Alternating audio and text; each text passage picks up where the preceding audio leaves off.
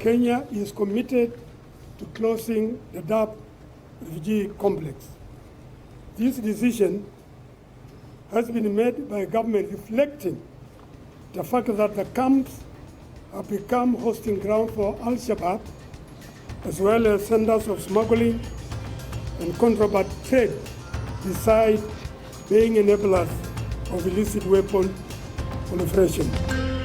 Home to over 300,000 people, the Daadab refugee camp in northern Kenya is the largest in the world, but now it's shutting down. The Kenyan government has drawn up a solid timetable for the camp's closure, something that they say is driven by economic and security realities. Now, this prompted the UN refugee agency, UNHCR, to voice profound concern over the move and call for reconsideration. But Kenya hit back, claiming that support from the international community has always been dismal. So where to from here for Daadab's roughly 350,000 refugees?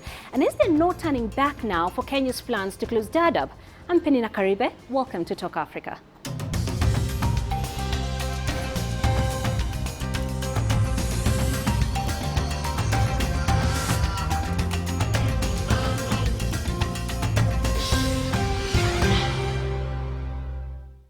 The UNHCR, Kenya and Somalia signed a tripartite agreement in 2013 to repatriate Somali refugees voluntarily. As Somalia has slowly started recovering from war and chaos, Daadab has shrunk from more than 500,000 people to about 350,000. But Kenyan Foreign Affairs Cabinet Secretary Amina Mohamed reiterated last week that it's necessary to speed up the process to protect Kenya's national security, and there is simply no turning back now. CCTV's Robert Nagila filed this report.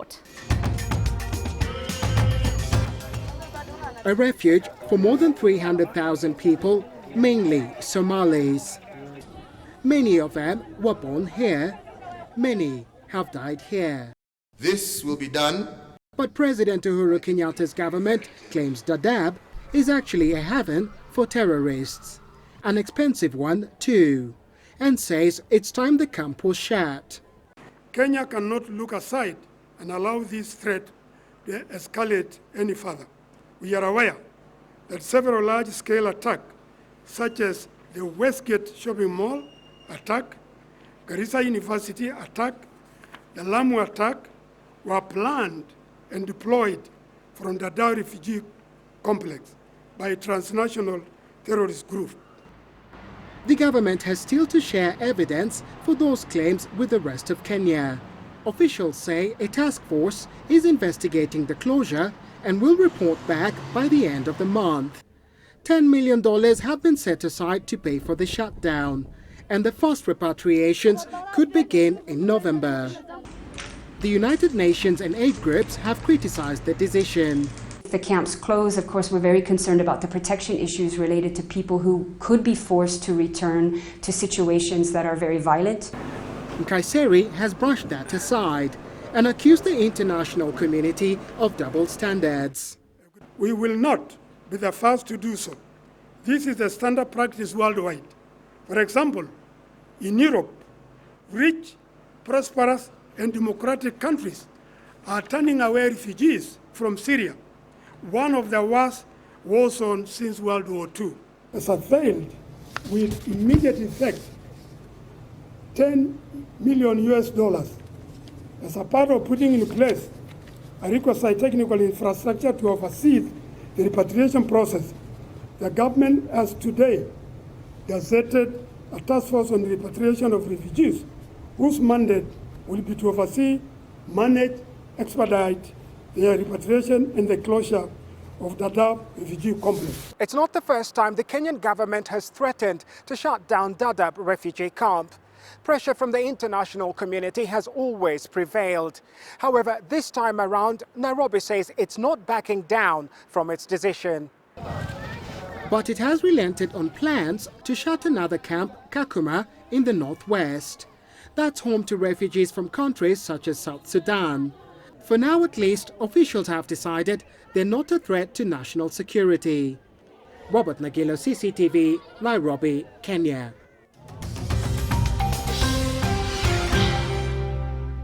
Now, there's certainly been plenty of reaction on social media to the planned closure of Daadab. CCTV's Catherine Ogunde talks us through some of that reaction.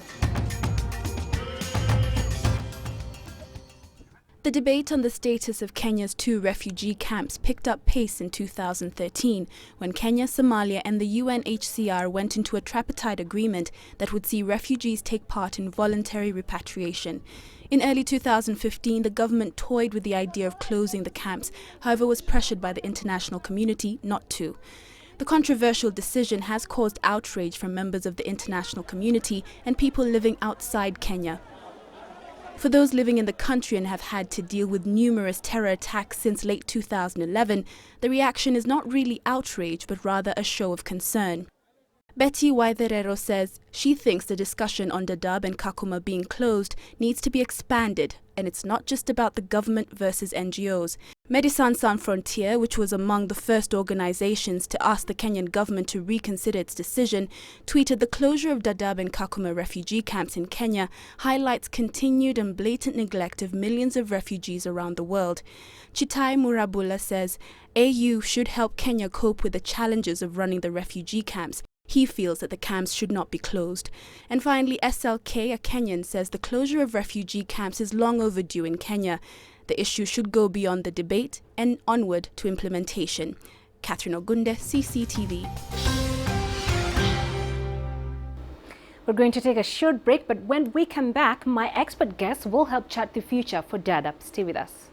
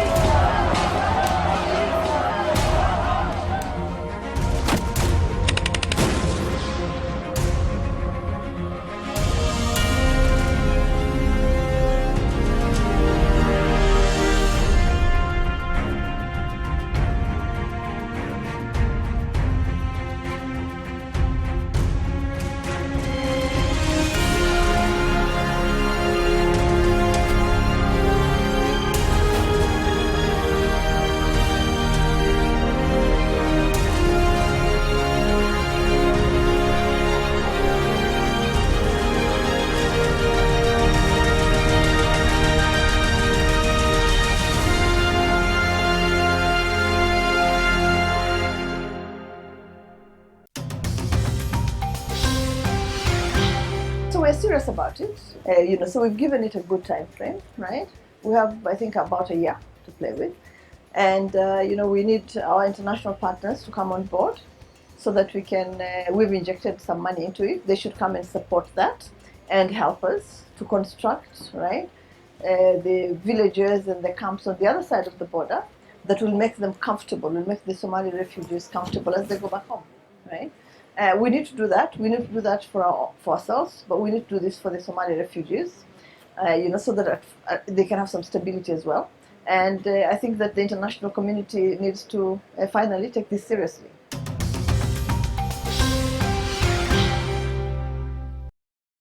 Well, that was Kenyan Cabinet Secretary for Foreign Affairs, Peninah Mohamed, speaking of the closure of the Daadab refugee camp. Welcome back to Talk Africa. Now, to help chart the future for Daadab and its residents, I have expert guests standing by. In Nairobi, Horn of Africa research analyst Mwenda Mbijiwe. In Mogadishu, Mohamed Amin, Deputy Commissioner at the Somali National Commission for Refugees and IDPs. And with me here in studio is Agostino Neto. He is a member of Parliament here in Kenya. Thank you, all of you, for joining us. Mohamed, in Mogadishu, let me begin with you. For nearly 25 years, Kenya has hosted what is arguably the largest number of Somali refugees at a great economic, environmental and social cost. So can Kenya's hospitality really be questioned? And number two, what's the reaction there in Mogadishu to news that Kenya is closing Daadab? We appreciate the Kenyan and Kenyan government and people of Kenya hosting Somali refugees for last 25 years. A large number of Somali refugees, and therefore we are always respecting Kenya and we appreciate for this. And still, actually, the situation We had been talking for some time with the Kenyan officials, Kenyan government member, and still we need to negotiate for this issue. Mbiji, coming to you, the Kenyan government has argued that Daadab is a security threat. They say it's used for smuggling weapons. It's a very fertile training ground for Al-Shabaab. What are the facts really? How much of a threat is this camp? Thank you, Peninah. I, first of all, truly wish to thank the government of Kenya and the government of Somalia and the United Nations Human Commission, Refugees Commission, for reaching this decision to take back the refugees back to their country. I think it's the most honorable thing. However, coming straight to the question, I think it's in the public knowledge that a few of terror threats that we've heard or terror cases have found their roots back into the refugee camps. And particularly the Westgate, we know that one of the terrorists had roots, deep roots, inside the Kakuma refugee camp in the far north towards the Sudan border, South Sudan border. And even though he was not coming from Daadab, but I think that's just one of the many proofs. Of course, we know the security problems that have been around Daadab. We know, for example, that one of the reasons our troops went into Somalia to fight Al-Shabaab is Al-Shabaab was kidnapping aid workers, and they kidnapped aid workers who are working in Daadab, Spanish aid workers. And so it's in public knowledge that indeed there have been a few terror cases or security situations. And I think closing these refugee camps is one of the ways to eradicate this. I think government is right about this, and we have no choice but to believe what government says. Right, but Honorable Neto, coming to you, I see you smiling to those remarks. But let's not also ignore the fact that 3 years ago, the UNHCR got into a tripartite agreement with Kenya and Somalia, and the plan was to repatriate 500,000 refugees over the course of 3 years. Tell us what's the statement, what's the status of this agreement? First of all, before I talk on the status of the agreement, let me just respond to a couple of things that Mr. Mbiji raised. In terms of refugee issues, the best principle is not to put refugees in a camp, especially if they're going to be staying for a long time. You know, in refugee law, encampment is the worst policy ever. You know, people have been in Daadab for 30 years. Men, women, and children have been there for 30 years, idle, sitting, doing nothing. The best the government of Kenya should have done to refugees of Somali descent should have been to make sure that they integrated. In fact, right now, they even integrated because the Somali refugees who've married Kenyan citizens. So they're already doing economic activities, they're already marrying. So in a sense, what the Kenyan government should be doing is working on laws to make them integrated. But now the second thing that you say is that there's already a framework with Kenya, Somalia, and UNHCR that, you know, one of the things, again, apart from integration, there's some Somali citizens who want to go back to Somalia. And this should be done in terms of making sure that, one, Somalia is secure. You cannot send women and children back to a place which is still war-torn. So if the international community is going to play their role, that to make centers of Somalia secure, then there will be a huge uptake of Somali refugees going back home, because Somalia is far much richer than Kenya in terms of agricultural produce and everything else. So that if you make the country secure, I do not think any Somali person will want to stay in Daadab refugee camp, because Daadab in itself is dehumanizing. There's no toilet, there's no water, there's no food. No one wants to live on food rations for 30 years. So in fact, I really think it is dehumanizing. It's a denial of dignity for the government of Kenya to think that to live in the circumstances in Daadab is a favor. It is not. Right. So let's pick up on that point, Mohammed, because that tripartite agreement, of course, highlighted the obligations of the Somali government to create conditions, safe conditions, where refugees can come back home. Now, what is the plan? Does the government have a plan where these refugees are resettled in a safe and dignified manner? We had been assigned on the agreement, tripartite, and then we had been formed the tripartite commission for Somali government member and ministerial level, including the technical level, and also the Kenya and UNHCR. And still we have that plan and that agreement our side. And this 27th of this May, we have meeting in Nairobi. What we are actually want to solve the situation is through negotiation, through dialogue, through suggestions and discussion and cooperation. That is the only way we can solve the problem. What and the MP said, or my friend Kenya side, the security and or long time. Yes, these people, the Somali refugees, had been long time in the Kenyan soil.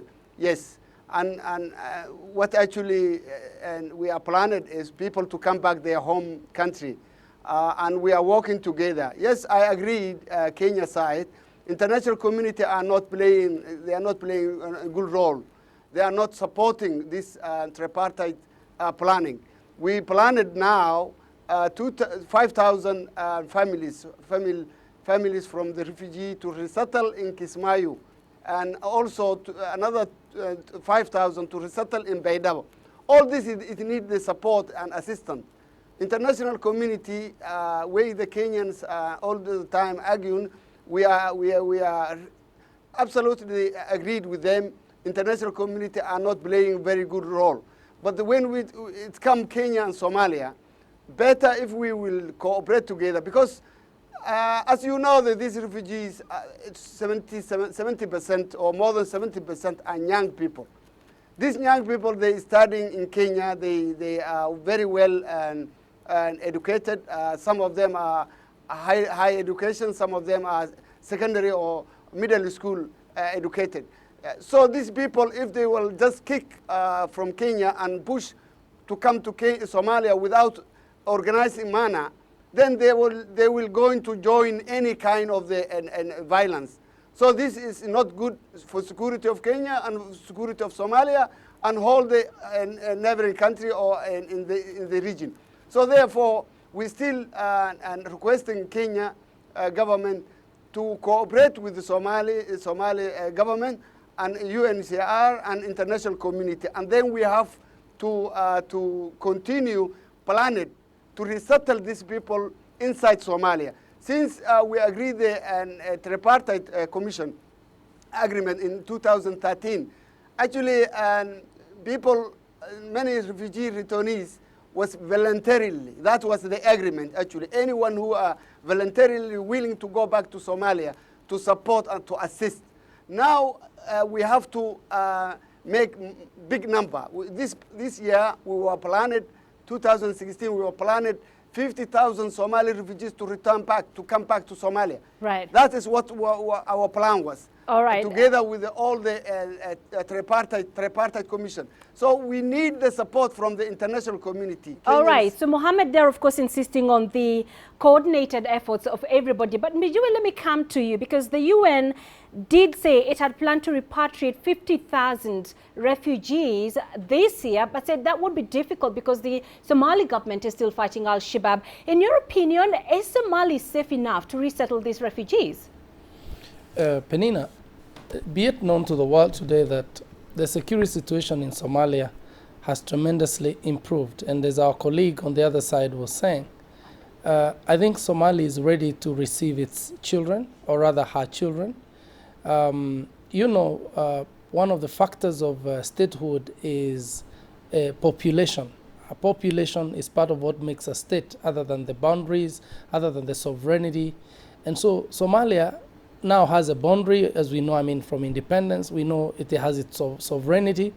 The war that was there, the Al-Shabaab, has greatly been pushed back by the AMISOM forces and all other international forces cooperating with the support of the development partners. And so security has improved to a large extent. Now, if we do not at this point, therefore, inject into the nation, the population of the nation that was, forced out of the country by war, then we'll have created a vacuum. And as we say, nature hates vacuum. We cannot, clean up Al-Shabaab completely and not fill those spaces with the population of the indigenous citizens of that country.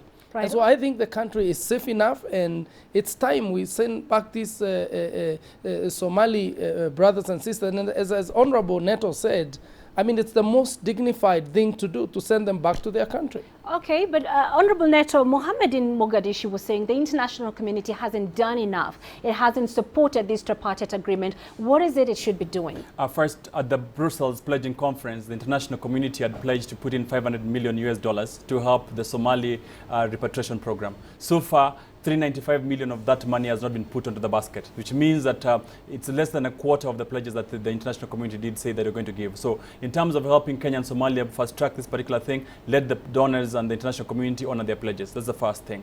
But the second thing is also to help strengthen the strength of AMISOM, so that, you know, the safe pockets of Somalia that are safe are expanded. That way there's going to be a quick uptick of many of the returnees back home. Because right now, you do not have a large scale, not very many large parts of Somalia safe. So AMISOM and other UN-related peacekeepers should be sent into Somalia to expand the surface that is safe to live in. But the third thing, Kenya, as a big brother in the region, needs to play its part. Kenya is not doing very well in terms of lobbying the international community to come and help. You know, there's a World Humanitarian Summit that is coming right now in the next couple of weeks. Kenya needs to use that particular one to put up its case of refugee burden sharing, as opposed to refugee burden. You know, they're not blaming people. They're not blaming the refugees for all this manner insecurity. So Kenya has not done that very well in the past few years. And that's why Kenya is bearing the refugee burden. What can the international community do in a better way? All right, Mohammed, the UN has warned that closing Daadab will have devastating consequences, and not just for Kenya and Somalia, but for the entire region. Just paint us a picture of what the consequences would be. Yeah, actually, as you said, now consequences will be is very dangerous to going to develop because of large number, without a preparation of resettlement, without preparation of job creation inside Somalia, without no hope, then what we are going to expect? What we are going to expect is then this will create another violence, and then the Shabab and others will get support from these young people and this situation. So that's why we are warning to international community all the time, and neighboring country and in the region. This we have to cooperate together. It needs the cooperation and the support by the international community, and through resettlement and through every Somali in the refugee camp, they want to come back to Somalia. Indeed. Everyone, when you are talking with them, for example, the parent, they were talking about their children are going to school. They have shelter, they have and water and security. If they will get the promise and also the guarantee inside Somalia, they will get what they have in Kenya, they are willing to come back to Somalia. So this is the position now we're standing. We are standing same position with all the tripartite. Actually, we are planning to support the people willing to come back to Somalia. Somalia government is ready. Mohammed, allow me to chip in there, because there's a question I want to pose to Mbijiwe, and that's Mbijiwe, what Mohammed talked about, that we have young people angry, unemployed. Doesn't this pose a security threat, an even bigger security threat for Kenya, in the sense that this provides a very fertile training ground for Al-Shabaab? Absolutely not. Al-Shabaab is going to be so disappointed when they try to recruit these young men, because most of these young men that today are in their 20s were born in these refugee camps. And I'll tell you, there is nothing dehumanizing in this world as to spend a quarter of your life or even half of your life in a refugee camp. We know there are people who have turned into grandmothers and grandfathers in those refugee camps. These young men were born in refugee camps. They're in their 20s in refugee camp, and they can't wait to taste the fruits of freedom, the fruits of living in a country where you don't have to produce your ID card or live in a confined area or face police arrest every time you try to move around the country. Now, these young men are all cultured in what we call the culture of peace. They have lived in a country where there is peace. They have lived in northeastern, and others have lived in Kakuma, where there is peace. They have the culture of peace in them. And when they go back to their country, you will be surprised that they'll become ambassadors of peace. This is what happened to Rwanda. Rwanda today is one of the emerging economies of Africa. But half of the population of Rwanda that is in Rwanda today spent their growing years in refugee camps in Uganda and Tanzania, and some in Kenya, and some in the Congo. And when time to return to their country came, they actually returned to their country under the fire of bullets. There was a fight. Some went back as fighters, under the leadership of President Kagame at that time, RPF, and today it's a country that is built, and there is no semblance of war in Rwanda. In fact, Rwanda has become a case study on how to transform from war to peace. And so we should not cut the dreams of these honorable brothers and sisters from Somalia and fear that Al-Shabaab will be waiting for them. In fact, the opposite should be true. Al-Shabaab should be fearing that when they come, they will just clean them up. So, Honorable Neto, what would you prescribe as a lasting solution for the refugee crisis in the Horn of Africa? One, for Kenya, that is going to be hosting refugees anyway. Even if you send away the Somali refugees, Kenya is sitting up in a place where there's conflict in the Great Lakes region. So I really think one thing that Kenya needs to do in terms of long-term dealing with the refugees, Kenya needs to work on a law that looks into durable solutions for refugees. Issues of integration, issues of repatriation, and issues of resettlements for refugees. That would go a long way, because Kenya's greatest problem right now is a law that lacks in terms of how to deal with the refugees in an organized manner. But the second thing for Kenya right now, I think they can do, Kenya ought to move towards renegotiating the tripartite agreement in terms of making it efficient and ironing out the bottlenecks that was within the tripartite agreement. Because for the first time in 30 years, we are watching Somali refugees go back home, which means there's a possibility of all of them moving back to Somalia in case the tripartite agreement is made efficient and also the international community supporting. But the third thing that I do not want Kenya to underestimate is the insecurity of forcefully repatriating Somali refugees. I mean, Mbijiwe is running away from one state fact. Al-Shabaab getting young boys who are idle back into Somalia, who've been forcefully sent back to a war-torn country. These young men know Kiswahili. Some of them have ID cards of Kenya. Some of them know this country so well. We will be sitting on a hot precipice. And I really think Kenya needs to be very careful. Let's move cautiously. We agree the refugee burden is not just only a Kenyan problem. It's a national community problem. But how we handle it also looks forward in terms of helping Kenya deal with its internal security. I'd really request my colleagues in the executive to move cautiously. Let's support Somalians to go back home peacefully. But let's also work within our internal dynamics to make sure that they can go back peacefully, and the rest who do not want to go back, because half of them are even citizens of Kenya, having been born. You hear what they're saying. Some of them are born in Nairobi, and the Kenyan constitution says very well, when you're born here of refugee parents and some married to Kenyans, I really think some of them are Kenyan citizens. So we must be very careful in terms of who do you want to send back to Somalia. All right. Well, that's all we have time for this week, but thank you to my guests for their insights. In Nairobi, Horn of Africa research analyst Mwenda Mbijiwe. In Mogadishu, Mohamed Amin, Deputy Commissioner at the National Commission for Refugees and IDPs, and Honorable Member Agostino Neto, Member of Parliament for the Republic of Kenya. Now remember, you can join the conversation at home through Facebook, Twitter and YouTube. To join us again next week for another edition of Talk Africa. I'm Peninah Karibe. Bye-bye.